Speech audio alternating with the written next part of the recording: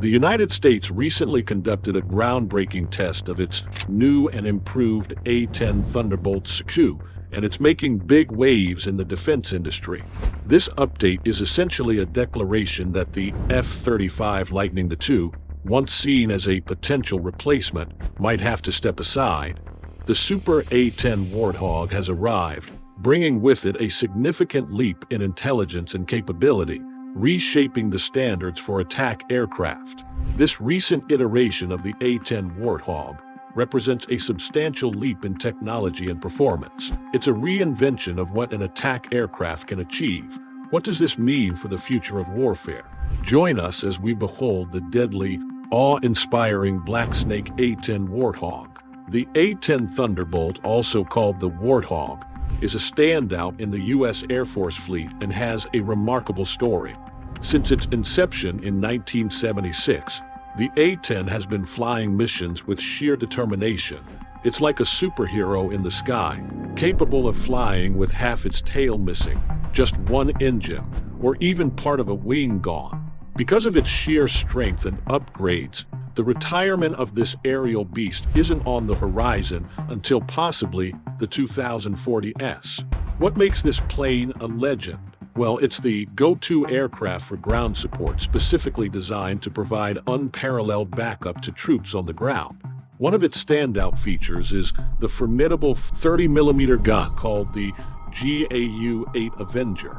This gun, tested in Nevada against modern armored vehicles, showcased its prowess by taking down tanks, including those equipped with sophisticated armor.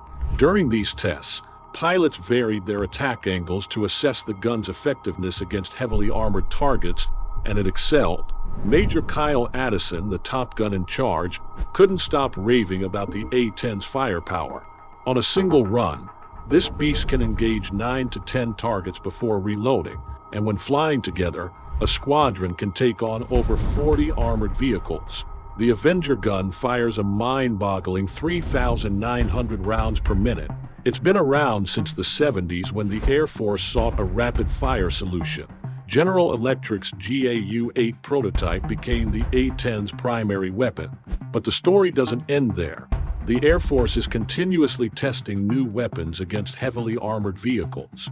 The A-10 also received a facelift with wings capable of enduring 10,000 flight hours and modern digital tech upgrades.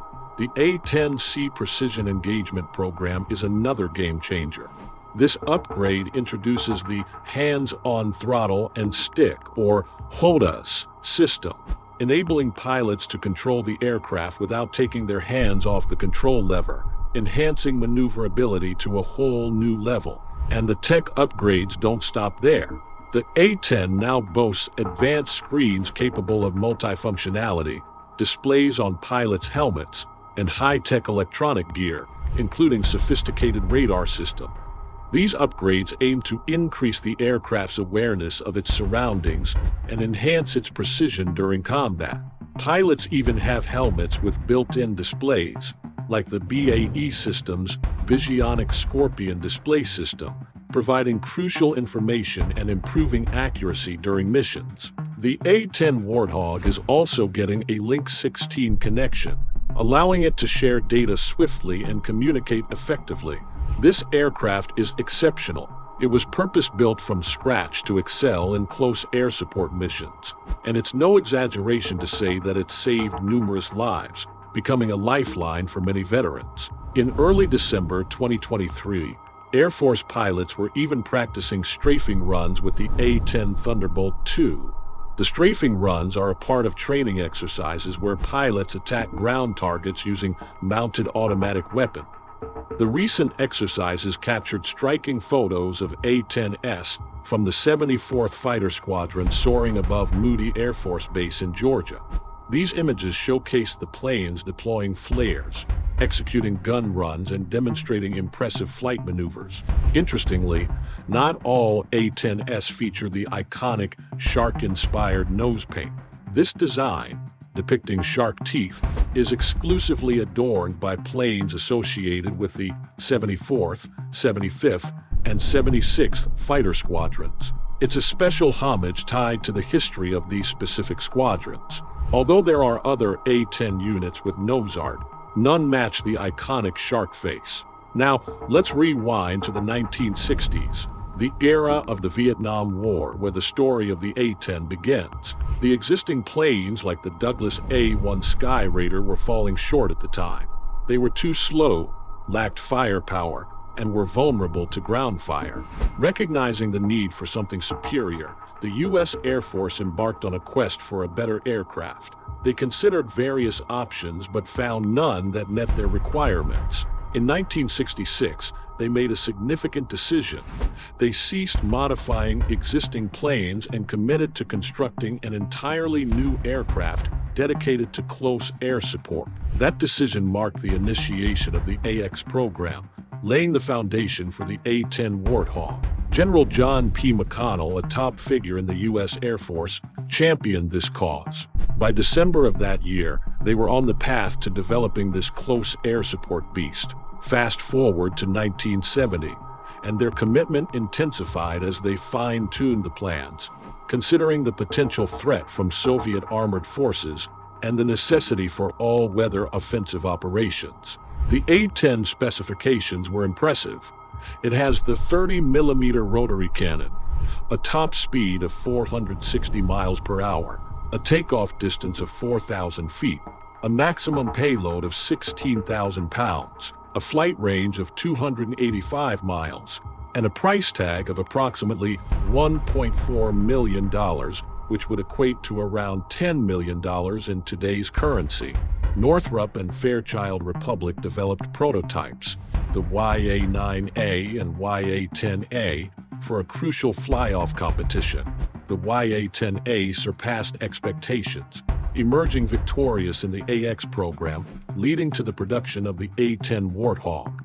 This $10 million aircraft played a pivotal role in safeguarding American troops worldwide.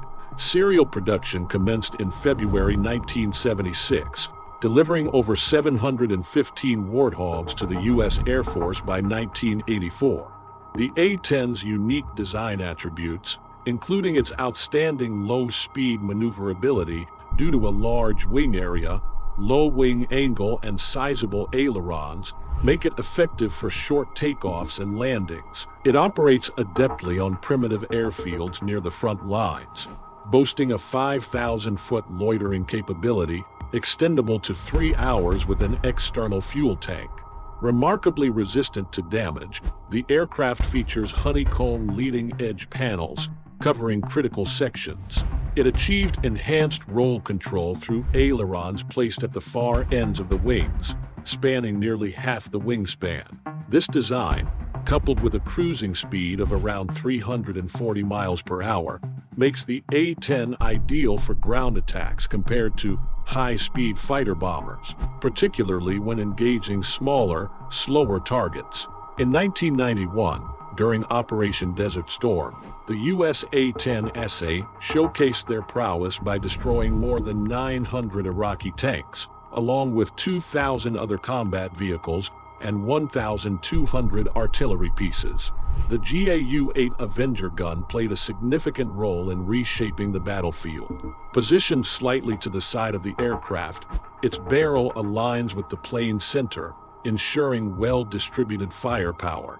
The hefty ammo drum for this potent gun measures about 5 feet and 11.5 inches long, making it the heaviest automatic cannon mounted on an aircraft, capable of holding up to 1,350 rounds of 30mm bullets.